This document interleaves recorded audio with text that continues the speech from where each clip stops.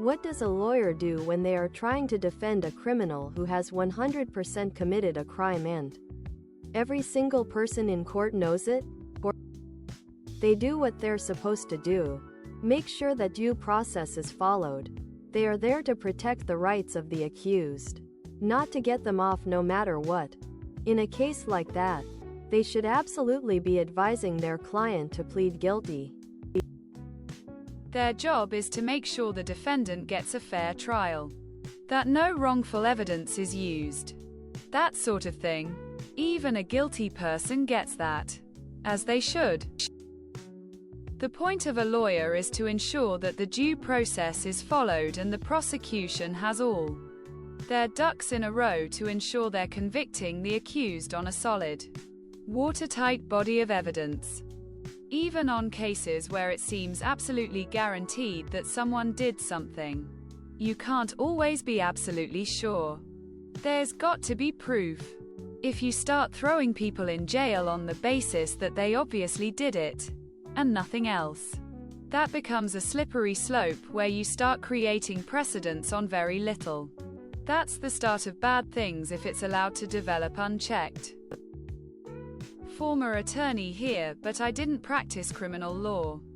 Just because it's obvious that someone committed the crime doesn't make it certain that the state can convict them. There are rules around how police can collect evidence. Rules as to what evidence can be considered by courts and juries. Rules about how that evidence must be evaluated, etc. Then there's also the question of what crime exactly they've actually committed. The difference between premeditated murder versus hot blood murder versus reckless manslaughter, etc. There are details that need to be resolved, because the punishment can vary significantly. The vast majority of criminal defendants are in the situation where they're clearly guilty of something, but the state must prove exactly what they're guilty of before punishing them. Everyone is entitled to a vigorous defense, even the scumbags. In that case, they should be trying to negotiate a plea deal for their client. But if the client doesn't want to cop a plea, then it's the lawyer's job to poke as many holes in the state's case as possible. Make sure the rights of the defendant are upheld. They'll be asking if the evidence against them actually holds water, if the defendant has been treated humanly, things like that. What's the closest thing to a superpower that's ever been documented? There's a lady who can smell Parkinson's disease earlier than it can otherwise be detected. That dude who drew NYC after one helicopter flight. Daniel Kish lost his eyes early in his life and then learned to see what's around him with echolocation. There is a show called Stan Lee's Superhumans. It is all about these unusual people. To me, photographic memory is a superpower. Humans can learn to echolocate. Double bone density is a thing, and it's supposedly very common. It's believed that most people who have this mutation don't know about it, since the main effect is that since it reduces the likelihood of breaking a bone, they're less likely to go to the hospital. That, and the only way to really identify it is that surgical cutting tools break instead of cutting bone. What could it mean when I always get hit on by lesbians when I am out, but not so much straight men? That you dress or look like a stereotypical lesbian. Do you drive a Subaru? Something about you is pinging their gaydar. Find a friend to help you figure out what it is and how to change it if you want to. From a lesbian.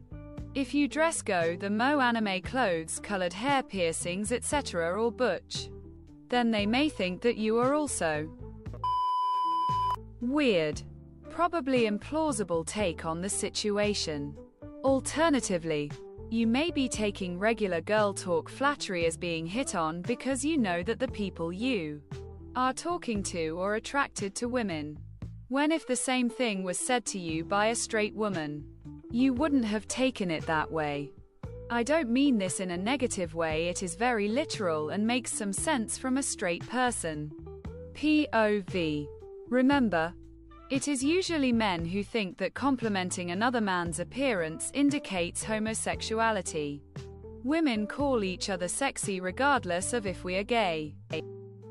Do you wear a ring on your thumb? Or dress somewhat alternatively? Shave some of your hair? There's lots of possible reasons, but take it as a compliment. There's probably a few guys out there who love the same things anyway. You could just be really hot. Maybe the dudes are intimidated and the ladies are shooting their shot? Is it cheating to go on dates with multiple people at once? If you get the impression that one of them has an expectation that you're exclusive, or signal that they want to be exclusive, you should be open with them that you're seeing others. No, but you can communicate that you are seeing other people so there is no misunderstanding. No, early stages dating are just getting to know each other. There is no commitment to anyone yet. I agree with the others. I think going on dates to get to know people is different from going steady, where you're exclusive, and refer to each other as SO partner. This is an old-fashioned term, but it feels right to me to distinguish the period of getting to know people for romantic purposes versus being in a long-term relationship. No, a date is just a meeting. There is no expectation of exclusivity until there is a conversation about exclusivity. For me, that happens before sex. I don't want to have sex with people who are having sex with other people.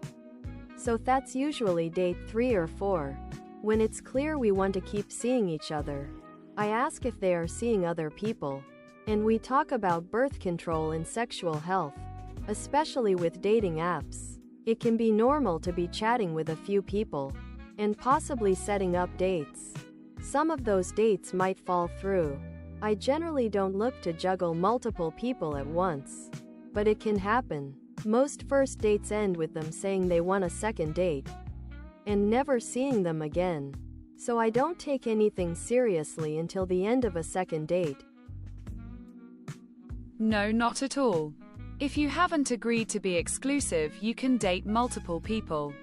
Cheating means you're lying. You don't have to volunteer that information. Why do Italian Americans care about Christopher Columbus so much?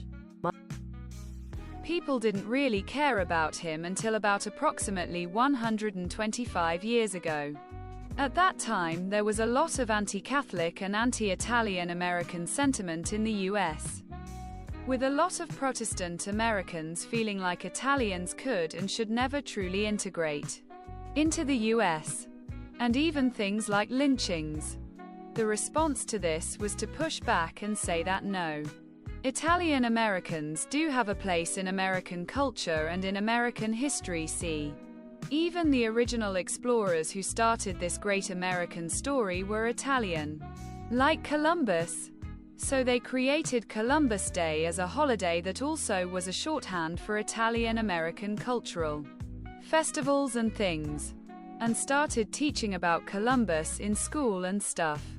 This rehabilitation of both Columbus and Italian Americans' images worked really well.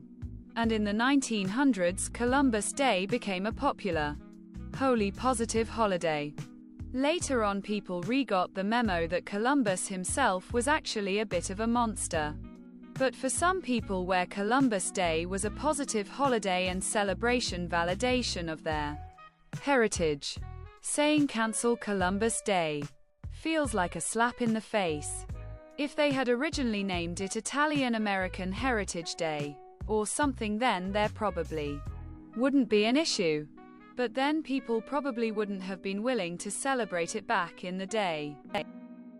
There's a good scene in Sopranos about this.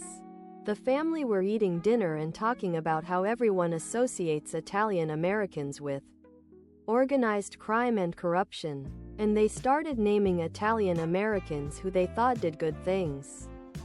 The fun irony was that everyone they named was corrupt. Anyway, greater than he literally sailed and governed under the Spanish flag. He sailed for who would pay for his voyages. I don't think you know what a traitor is. It wasn't illegal for a merchant or an explorer to ask many monarchs' investors to pay for their expeditions. A lot of the early celebration of Columbus was basically a PR campaign, targeted at reducing discrimination against and lynching of Italians in the US in the 1800s. At the time, Italian immigrants were stereotyped as criminals, uncivilized, driven by passions, and generally unfit to take part in polite American society. Columbus, on the other hand, was a gentleman explorer. He was the first person to discover America. Please understand this is a historical view, not a modern or personal one.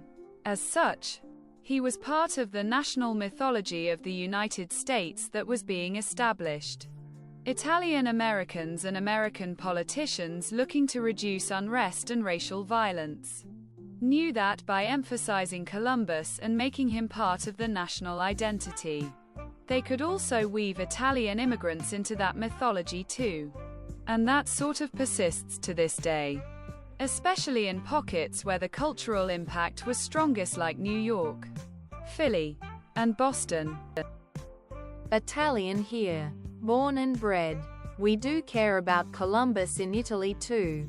In school it was thought to me as an important figure that had a lasting impact on the world, which is difficult to argue against. It was not necessarily depicted as a hero, more like an astute, capable and somewhat scrupulous man that at times acted in dubious ways as well, which I find also pretty correct. I definitely do not consider him a traitor. He is definitely a relevant figure of his time that deserves a more nuanced view rather than just good or bad. Along with what everyone else has said, let's give some credit to Washington Irving's 1828, A History of the Life and Voyages of Christopher Columbus. It popularized a lot of the larger-than-life aspects of Columbus and some of what were, and to some extent still are, persistent myths about him and his voyage. Most notably, the idea that people thought Earth was flat at the time.